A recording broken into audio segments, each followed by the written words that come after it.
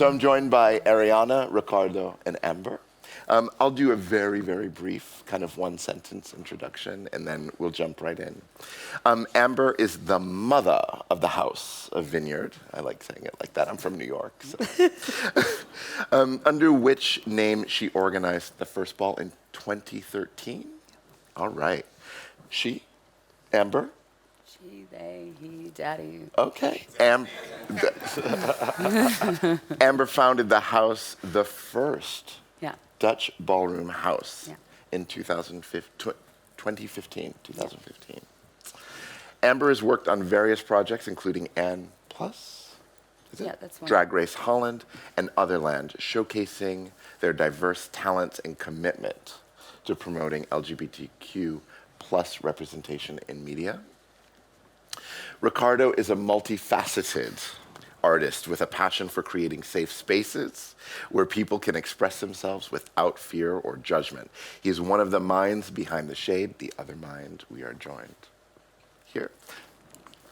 An event that goes beyond entertainment and becomes a diffuse and composite space where encounters and confrontations have a way to happen.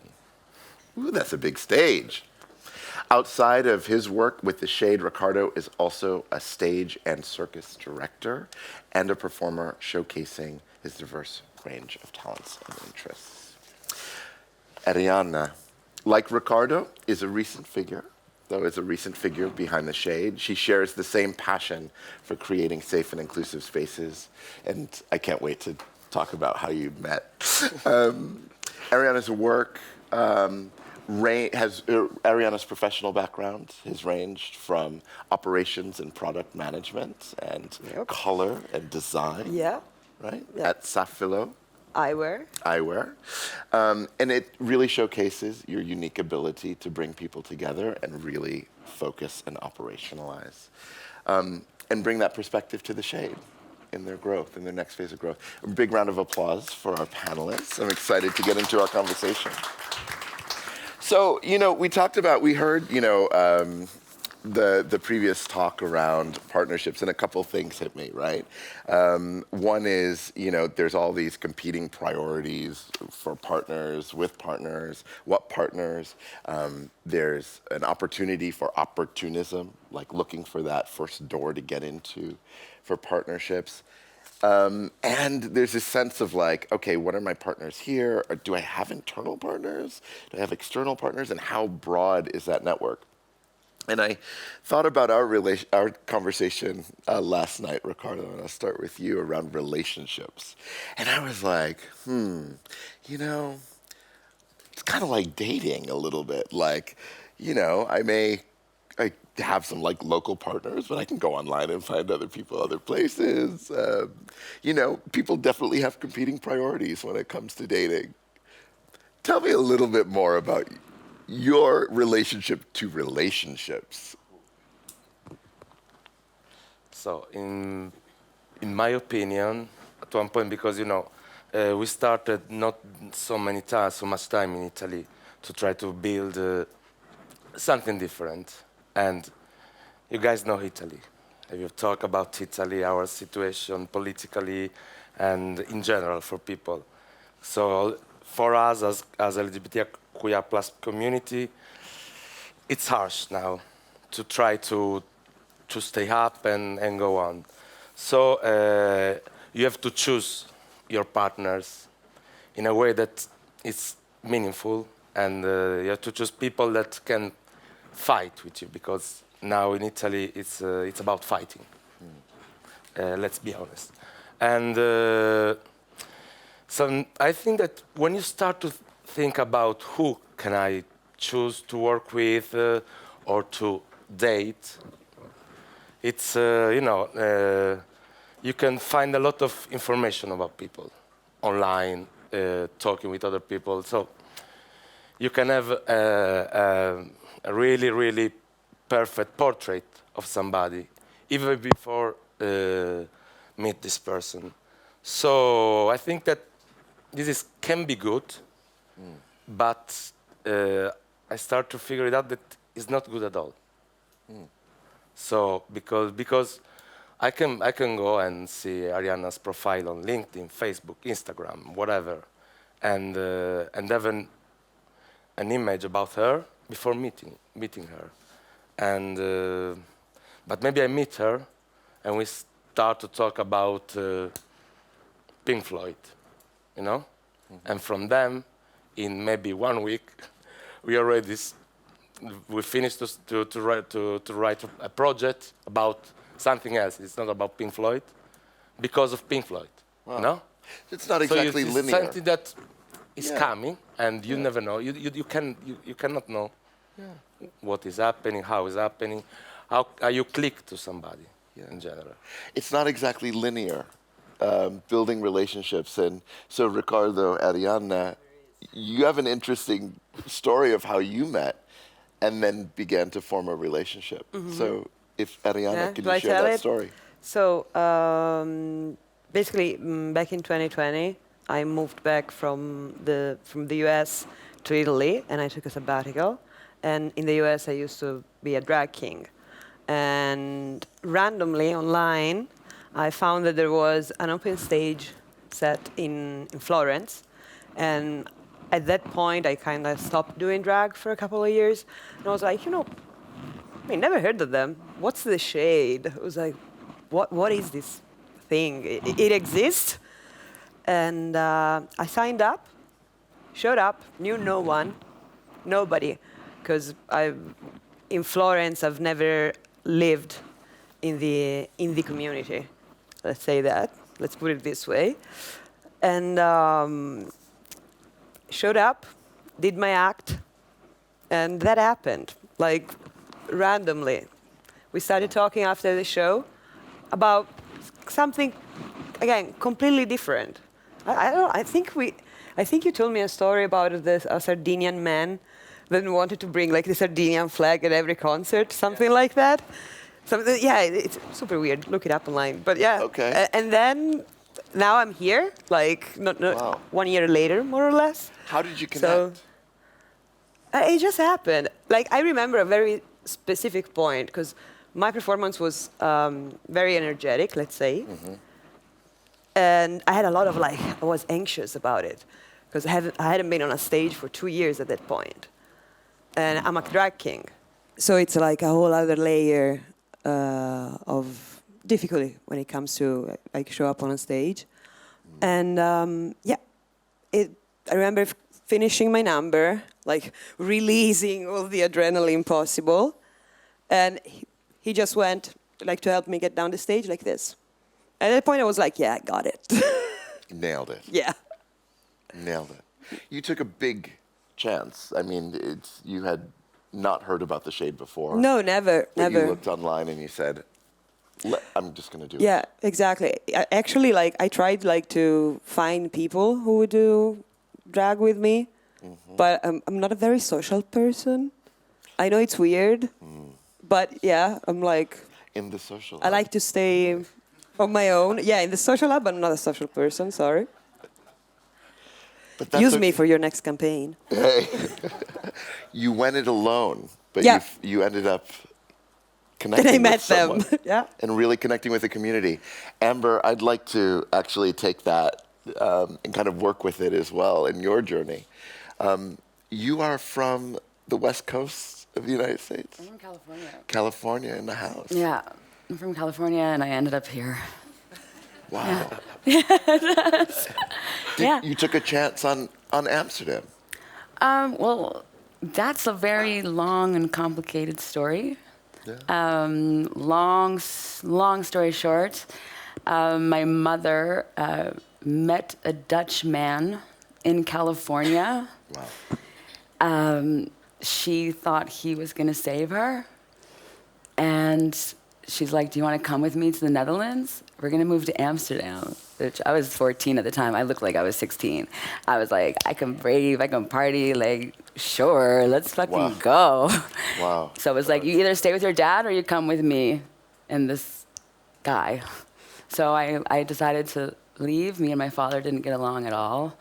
So I left. And in the end, this Dutch man was a fucking psychopath.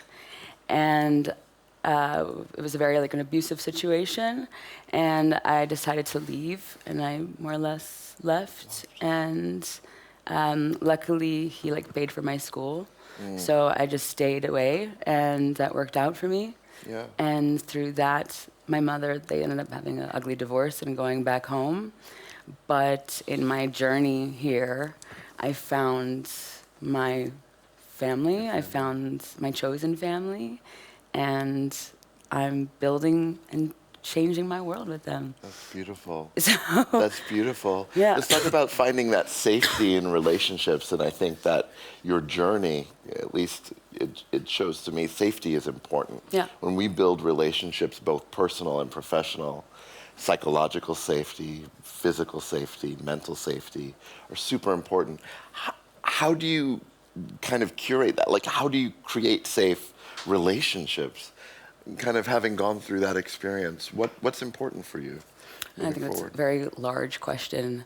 I think for me, in the end, you know, it's crazy because now I'm this mother of House of Vineyard, and like this, I don't even realize the weight of my own name sometimes, because I'll even walk down the street like, "Are you Amber?" I'm like, "Whoa!" Like, Wow. you, oh, all right. You even recognize me when I'm not naked? It's crazy. So, but you know, I didn't plan on any of it. There was no plan to like, I'm gonna be a mother of a house and I'm gonna do this thing. Like, no, it was just me meeting like you, like meeting the people that you're connecting with, and creating something that I know I needed. So, you know, I come from the States where I grew up in theater and performance, and like I'm a fucking showgirl. And so coming to the Netherlands, there's not really those opportunities here unless you're speaking Dutch, and you have to go to clubs, and it's a whole different system. Wow. So coming here, I just needed something. So I just felt like if I need it, so I'm just gonna create it. It's missing here, so if no one's doing it, I'm gonna fucking do it. Yeah. And then with that came, well, I started meeting more people who were like, y'all want to do this shit. So it's like, okay, well, like, let's fucking go. Yeah. And it kind of just started with reaching out, and also seeing people on the street. We're like, bitch, you fly, like, you hot. You're like, your face. Yeah. Your face. Right. Do you know how beautiful you are, bitch? And just bringing people together, and like, you're a runway girl. Like, ooh, I just see, I don't know, like light within, and I like to, like, I do. And I just kind of like to reel it out. And I think growing up in such a, with a father who's like, everything you're doing is just like, can't you just be fucking normal, Amber? Like, can you just, and I just can't. So, you know, and I'm like, also, like, normal to who? To you? Yeah. Oh, boring. So I'm like, no, I believe in other possibilities and other ways, and I guess I had to leave everything to make my own surrounding and my own world, and everything's very possible. Yes. And everything that my parents, my ballroom parents, have taught me and shared with me is that, no, you have so much more permission than the world sets you out to be, and it's so much more possible.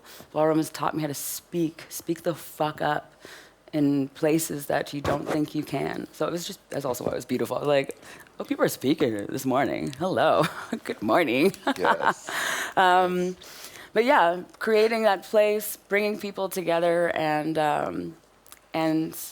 also sometimes bringing it to places where you might not expect it. Because then sometimes you'll meet the people who are unexpected. Wow. Like I even myself, like I was at the most random fucking festival, and I met my father, walked in, Archie.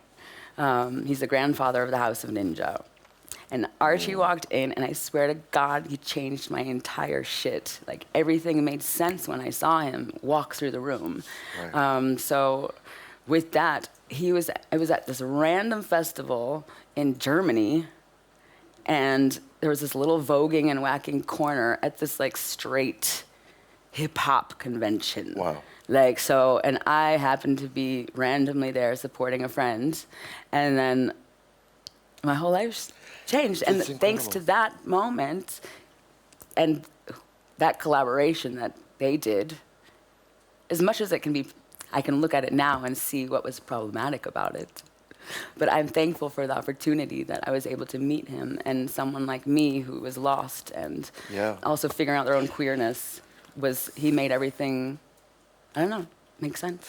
Let's unpack that, because I think I would really love to get into the detail of how do you navigate that relationship as it evolves, and you may change, like your needs change, your house changes, the organization shifts.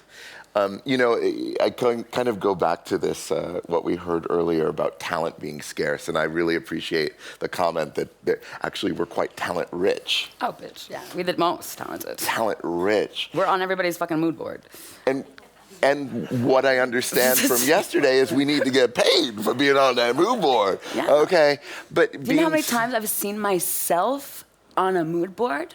Yeah. That's where it gets interesting when you start to dabble in like the commercial world. Yeah. And then I've had literally like stylists from organizations send me pictures of me.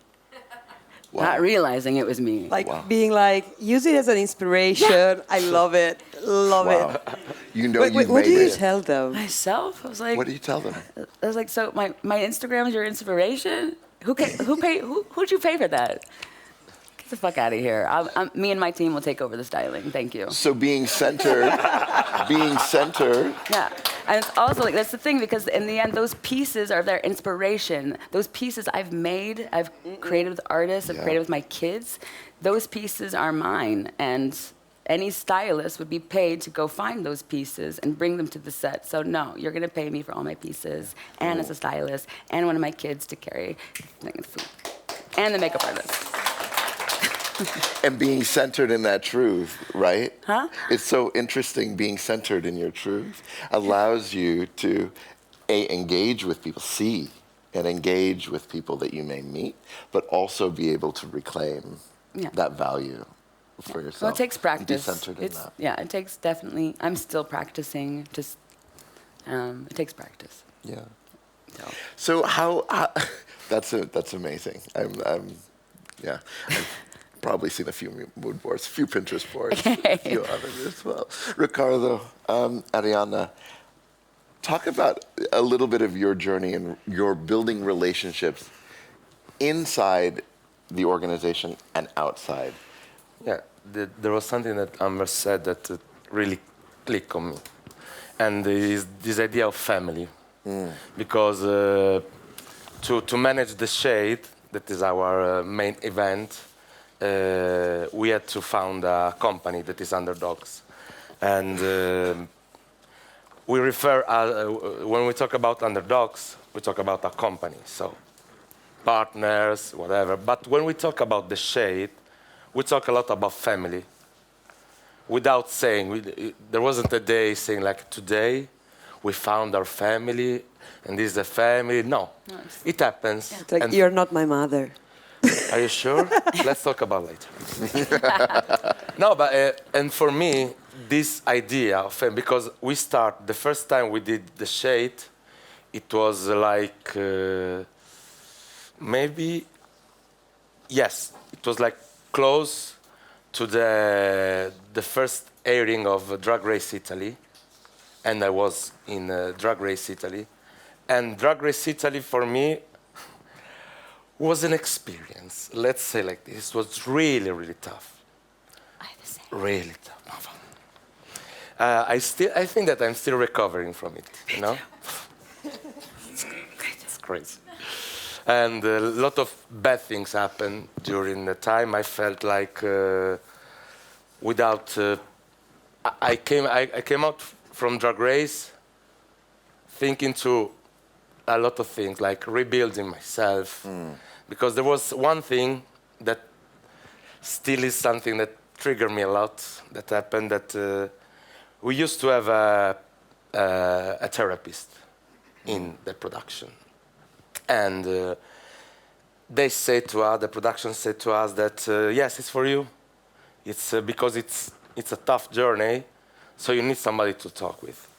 And I wasn't in therapy in that moment, in that period in my life.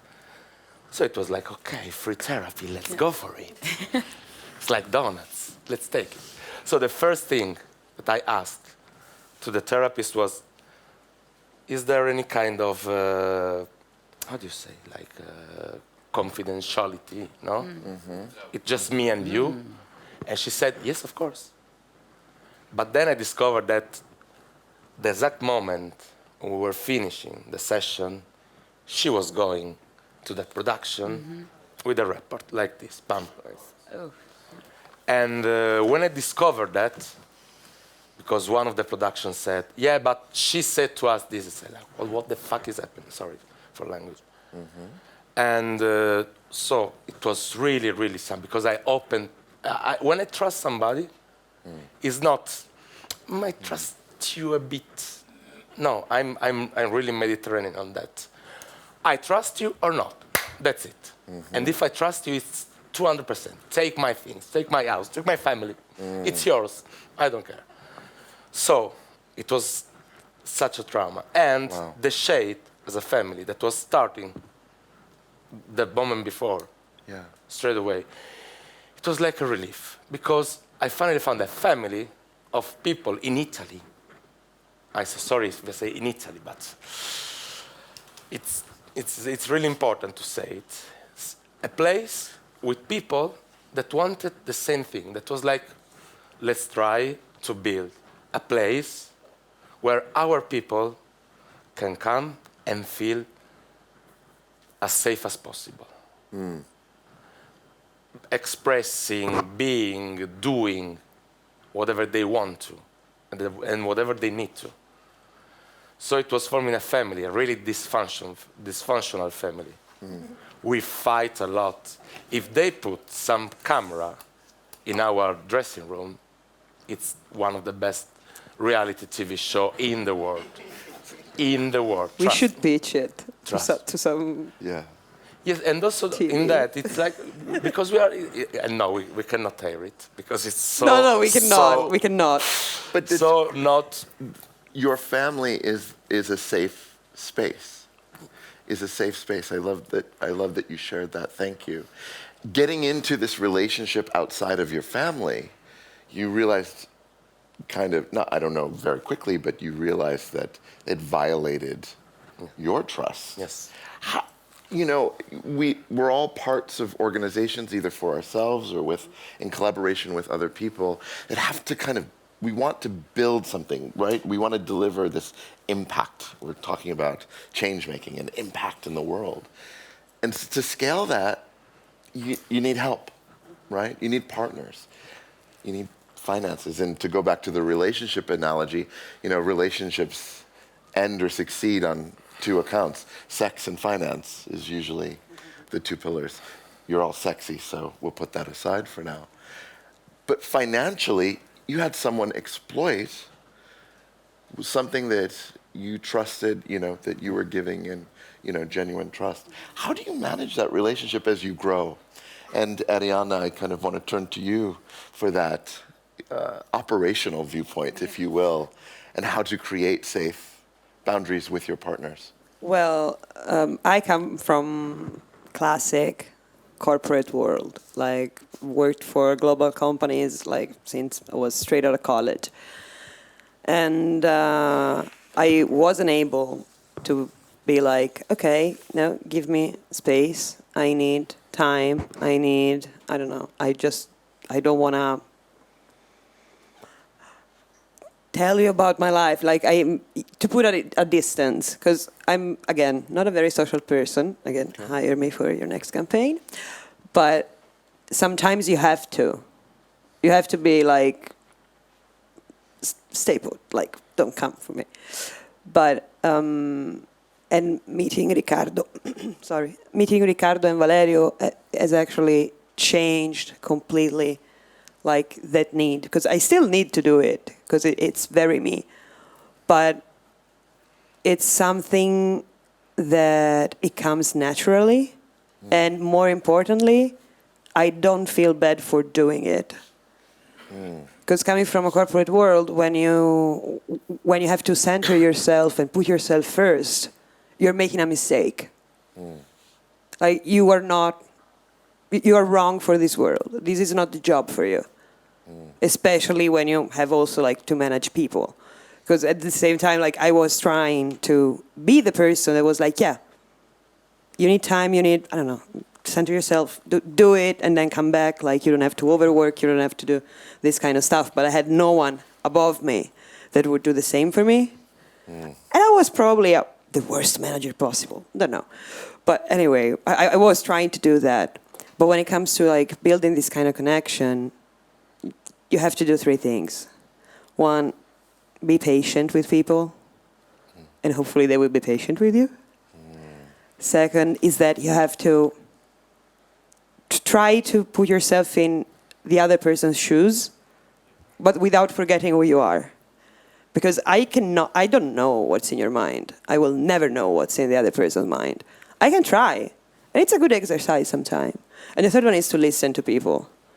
Because I'm surrounded by people that talk. And usually I'm that person sometimes. But you just have like to sit back and they will tell you everything. They will fix the whole problem of the world if we think exactly in situations. Yeah, exactly. Yeah, because it's not even empathy. I mean, you can say, because I have this thing, like in the corporate, in the magic land of the corporate world, like you have to do usually like a self-assessment every year, and your manager has to, I say judge you, because kind of feels like that. And for the company I used to work in the US, like one of the parameters was emotional intelligence. And you would talk like about this self-assessment, like, oh, what did you put? What did I tell you? Like, at the coffee machine, like at the coffee break. And I remember people, oh yeah, my boss gave me the highest score in emotional intelligence. And I was like, you?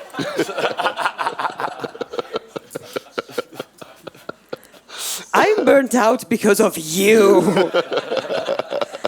And I told you that. It's not even like, it's not that I'm expecting you to see it. I literally told you. But you have empathy. Yeah, sure. Absolutely. You just have to talk to people. Just have to talk. I know it's a very Italian thing to say, but just like have a coffee and like talk to people. It's fine.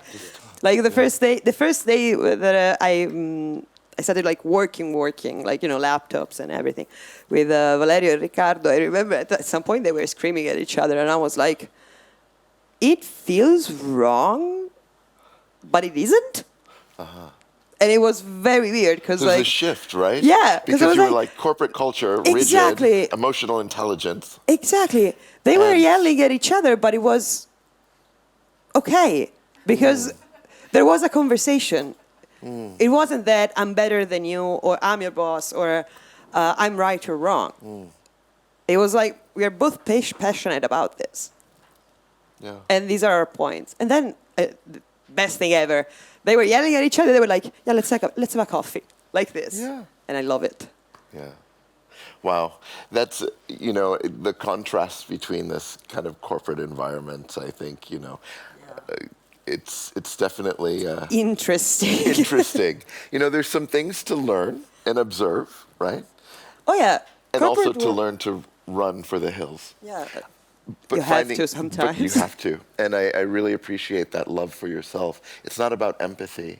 It's really having a deep understanding and love for yourself while you engage someone and share that love and that reflection. Amber, I'd love to turn to you about that, creating that safe space in your partnerships. And how do you manage those partnerships as you evolve? So you founded the house a long time. 2015. Now the house has probably grown and evolved. How have your relationships grown and evolved internally, your relationships with your house, and externally, the relationships that may sustain and help grow your house? Yeah. Large questions, huh? Big questions. Yeah. We're here for big questions. I think one, it's always complicated when people want to, say my bio or like explain what I do. I do too much. And it's all, every time it's such also like a sentence to explain who I am and what I do and my being. And I'm so many things. I represent everything in between, and that's weird place. So I want to be all of it. So yes, I'm a mother of my house, but I'm also so much more than a mother. I grew up as a showgirl. I grew up in entertainment, and part of that I've used to balance the things. So, performing on stages and being in that light, and then building my house with that, and watching some of my kids also wanting to perform and wanting to be on stages. And it was kind of like, okay, let's put our friends on stages, and it all kind of like fed each other in some way. And weirdly enough, at one point, people started calling me and were like, whoa, your agency? All of a sudden I had an agency. And I'm like, oh, you mean my house and my kids and my fam? And like, oh wow, you like represent diversity, like you're inclusion.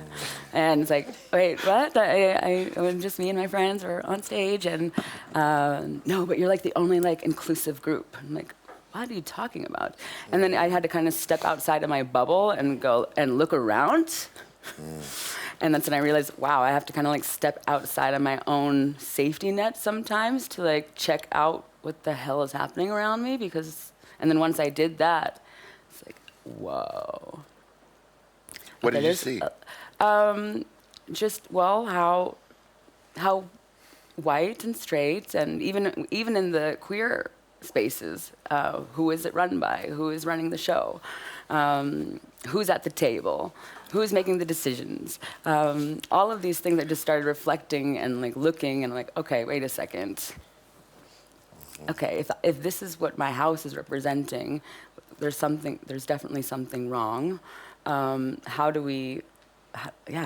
I going to go about this, and how are we going to create this change, and how are we going to build ourselves? So collaborating with companies or even like parties, or it started with flyers, like, oh, be the poster girl.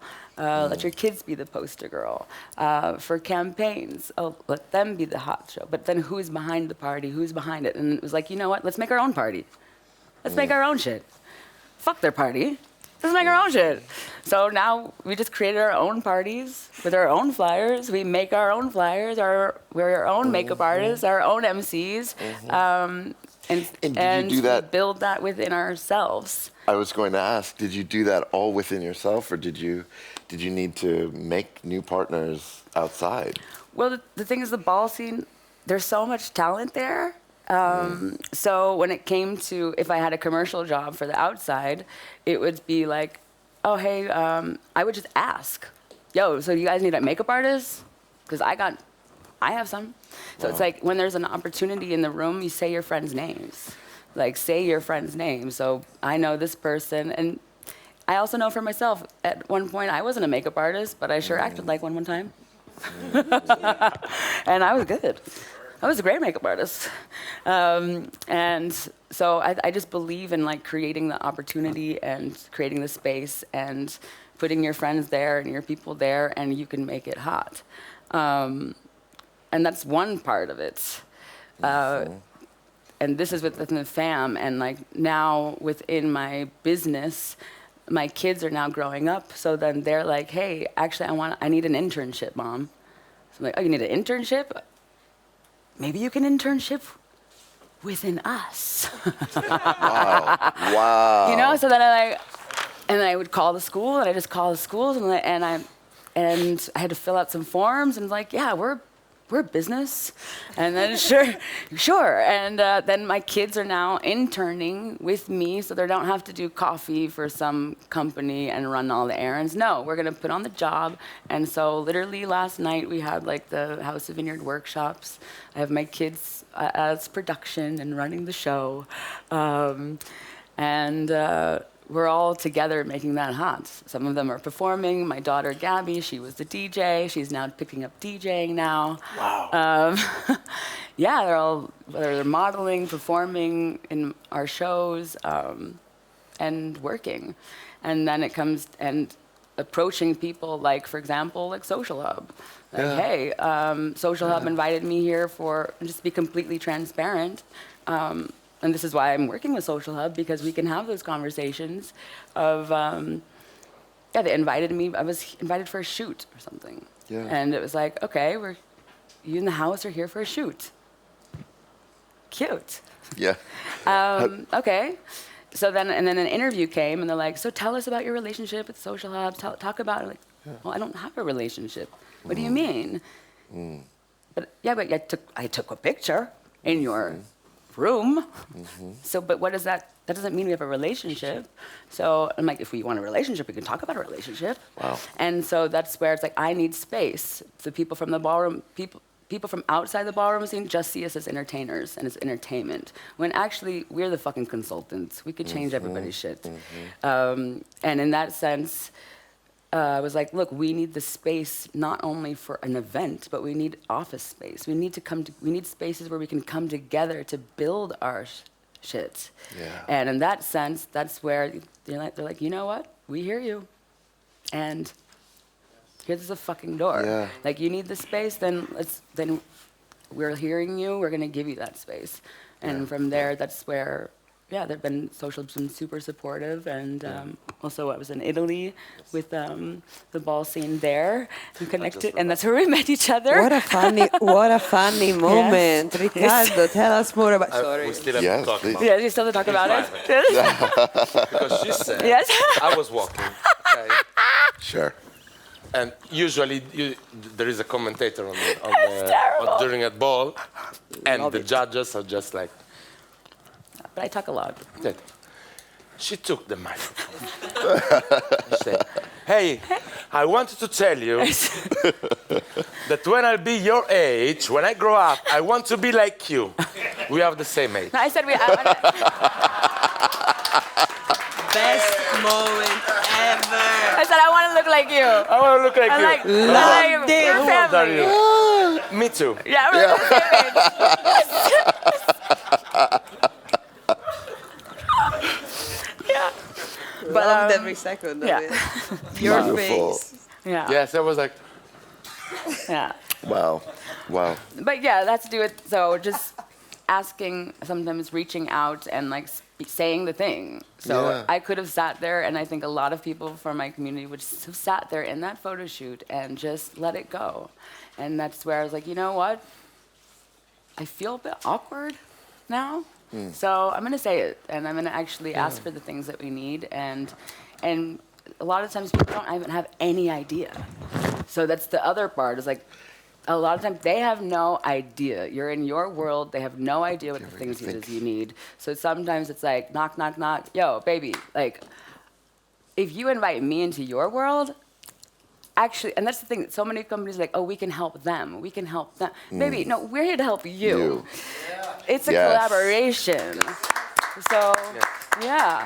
And I think one of the biggest mistakes is not being in on that conversation. So that's where it gets super awkward, because then it's like, wait, I know people are having a talk about this collaboration above us. So I want to be part of that conversation that's happening in the room, making those, like, look, I'm down. If you need me to cooperate with something, and then tell me about it. Let's talk about it. Don't plant it like it's something else. Don't plant it like, oh, we're going to make an artwork together. No, bitch, you just need me for a fucking campaign. Yeah. And you want to call it an artwork. But if we want to create this, talk to us about it. Let's use real language about this. And let's have a Yeah. conversation and make a plan together. Don't come to me and feed me some little thing like, it's going to be great for me and my community. Get the fuck out of here. We're going to be good for you. Wow. Yeah. lot of visibility. Huh? Lot of visibility. Right, You're just- gonna be over there, so it's good for you. Calm. But yeah, exactly. And with also visibility without the safety. Yes, of course, of course. Yeah, Of course. and that's of course. most of the time, oh, we want to put you on the picture. We want to give you the campaign. We want to give you the TV show. TV show, how are you going to protect my trans and kids in this violent world? How the hell are you going to do that? Oh, we're going to protect them on set. Get the fuck out of here. So how do you have those conversations? Like, You tell them what exactly happened? that. You tell them Yeah. exactly that. Like, you're funny. I had this conversation last week with a channel who wants to do this whole thing on ballroom kids and tell their stories. No, I'm sorry. Like, why is it so necessary to share these people have no idea about ball culture, not involved at all. Oh, but I'm a queer woman and I'm obsessed with the ballroom scene, but I'm so scared of you guys because you're so intimidating. Bitch, you want to make a TV show about a community that you're scared of? Get the fuck out of here. Get the hell out of here. Yeah. But you get real. You really move very that. real. You get very real very quickly. Yeah, and it's better to do that because then you get all, it's just, like you mentioned, dating. Show up as yourself right away. Then you can get rid of the debris. Get out of that. No, first there's no time. Riccardo, Arianna, I mean, I can only imagine. This is so resonant. This is so, just tell your truth, walk in with your truth. Now, we're in the Netherlands. You're in Italy. Is there a difference? I saw Riccardo having some moments over there. But is there a difference? Are you able to have these real conversations with potential partners that may come to you or you may have to go to? Yeah. Not this way. Yeah, exactly. Not this way. Yeah. We are early stages. We are in beta program in Italy, We are still... Better programming. Yes. Yeah. Early Sorry, stages. I can be sometimes a bit nerdish, so... Yeah. No, the thing is that we are building it. Yeah. And sometimes it's like so frustrating because you feel that you are alone and you have to fight not Giorgia Meloni, the politician, the fascist. No, you have to fight inside your community, Because when people think about safe places, let's talk about events.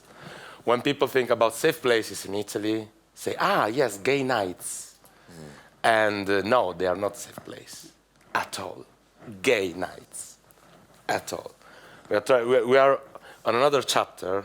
We are trying to build proper, safer place, and another way to also experience a night out that is not about masculine male that are dancing like this.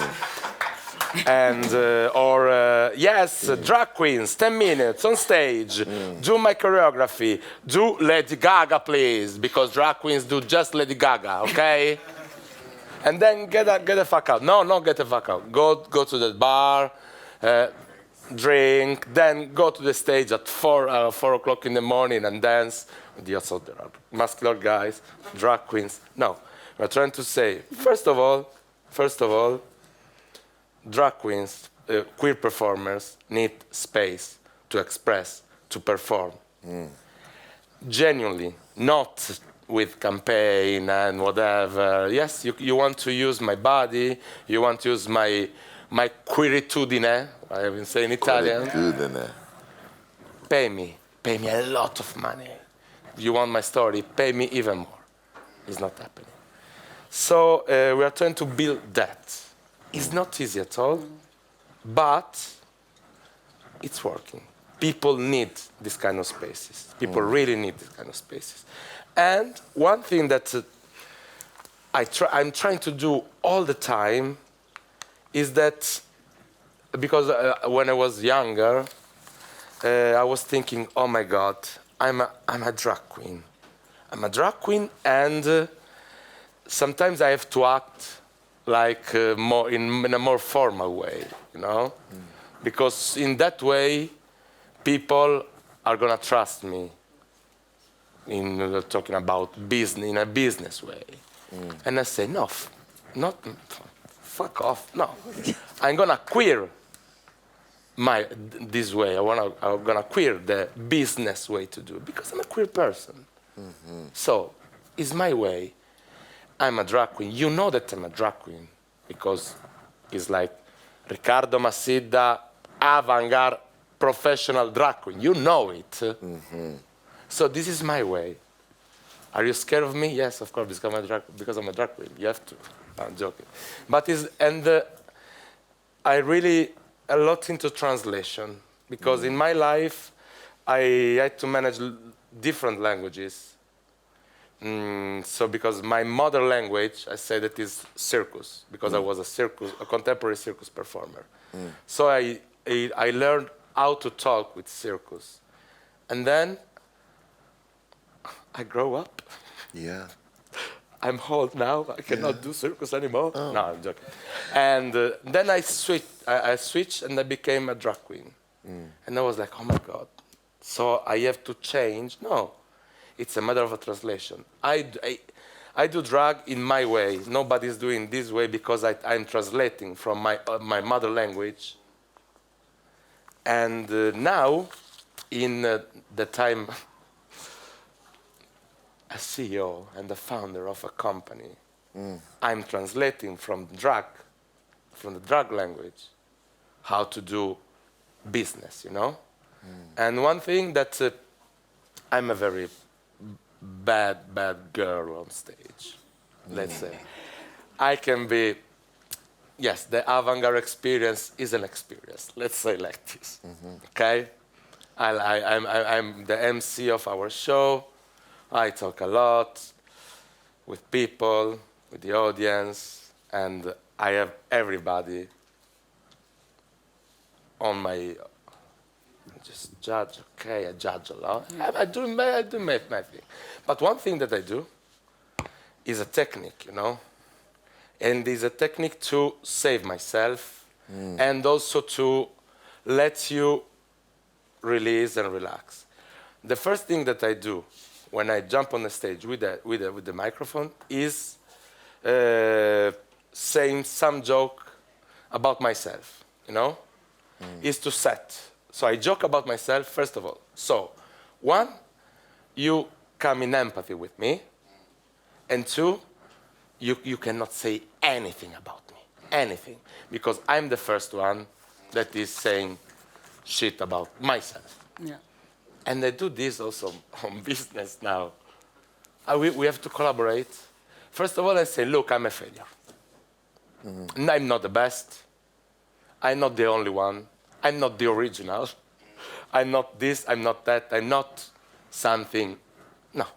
I'm just a stupid Sardinian queer guy that is doing drag. And if we want to do also business, I'm going to fail. Yes. Because it's my way. I'm a queer person.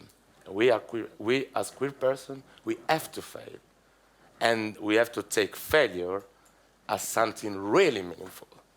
Because I don't think that you want to be self-made person, you know. Say, this is my word, I made it. Yes, with this, of course, Godfather voice.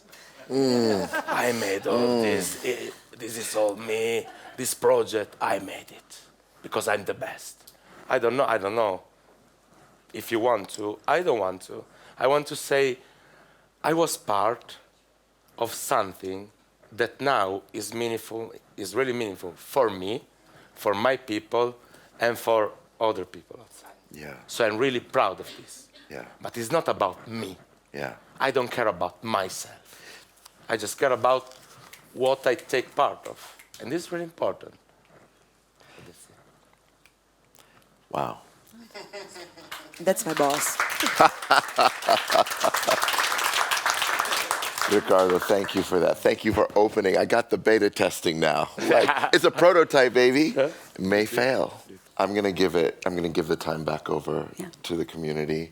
Thank you. Thank you. Thank Thank you you. for having me. Thanks for being here.